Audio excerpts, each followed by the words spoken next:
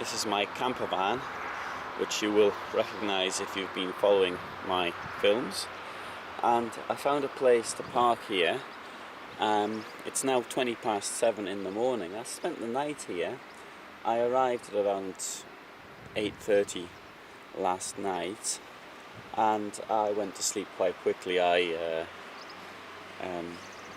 Certain I was asleep by around 10 o'clock. So I slept around 9 hours, which for me in a camper van is quite normal. I used to sleep much less when I slept in a flat and a normal job to go to and all the rest. Now I sleep more, and I think it's due to the contact with nature. And last night I slept very peacefully. Now, there's some strange things which I'm going to have to show you, and you're going to question why I slept peacefully. Now, what we've got the road there. We have a factory which makes wood products, which is quite new. It certainly wasn't here last time I was here. I haven't been here for 6 years, the place I'm at now. I'm turning around, and we have a railway line there. And a railway line which brought hundreds of thousands of people to their deaths in 1942, because what I have here behind me now, unfortunately the sun, it's obviously 7:30 in the morning, and the sun's just risen, so I'm now looking in a east-southeast direction. That's the former Nazi death camp of Beauzets, which was roughly in the position which has been where the fence is now. I think that the fence was, the Nazi camp was probably even a little bit closer to where I am at this current time. How can I sleep in such a place where around 450,000 people were murdered in a 9-month period in terrible circumstances? Well, first of all, I don't believe in ghosts. Well, something must be to ghosts, but I don't believe that they're the dead people come back to haunt us. Ghosts exist in almost every culture in the world, but I don't believe that it's dead people. I'm sure there's some other more logical explanation for it, which I don't know.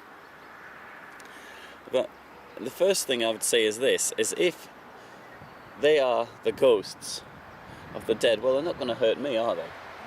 So that is the first thing I would say. And the second thing would be this: well, only people who would hurt me would be the Nazi guards, and they didn't die here anyway. So there you have it. Apart from that, it doesn't really bother me. This is not the first time I slept in such. Well, it's the first time I slept in a death camp, or just outside in this case. I did sleep at Gross Rosen as well, and concentration camp, and again, slept absolutely normally. What was really nice here was that when I woke up, we had the wonderful sound of the birds singing, which was quite great. Wonderful, really, really, very, very nice. And then we have the railway line, which comes from the north. People would have been. This was the main line between Lublin and Lwów. My friend Tom Blatt, who escaped from Sobibor, he actually came down this line in the autumn of 1942 when he was attempting to escape to Hungary. He was captured, spent some time in a prison, and then he managed to get out, and he came back here. But everybody knew what was going on here. Not that they could do anything about it. And the smell of death, the burning bodies, which they started to burn in 1943. So the camp was ceased to take new transports in at the beginning of December 1942, but the destruction of the bodies began sometime possibly around January 43, possibly later. But there were 4 huge cemetery pyres which were in this camp, and the stench had a radius of around 30 kilometres, so everybody knew precisely what was going on. The locals as far away as at 30 kilometres, they could not open their windows in the spring and summer of 1943 as a result of this. You used to be able to come here before this monument was built, and there was bones all over the place, particularly in one place where they attempted to destroy the bones by a bone mill. The idea of a bone mill came from butchers, came in the 30s or even earlier. The bone mill that was here was brought from Lvov, and it was installed, and they attempted to destroy bones in that way. And what happened was that because of the way the soil is here, it's like this sandy, loamy type. When it rained, the bones came to the surface, which is quite odd. And the bones were lying all over the place. But sometimes there were archaeological digs here, and sometimes we even you could even find bigger parts, body parts, leg bones above all. Sometimes even skulls turned up. So that was a really very, very, I don't know, it brought it home to you.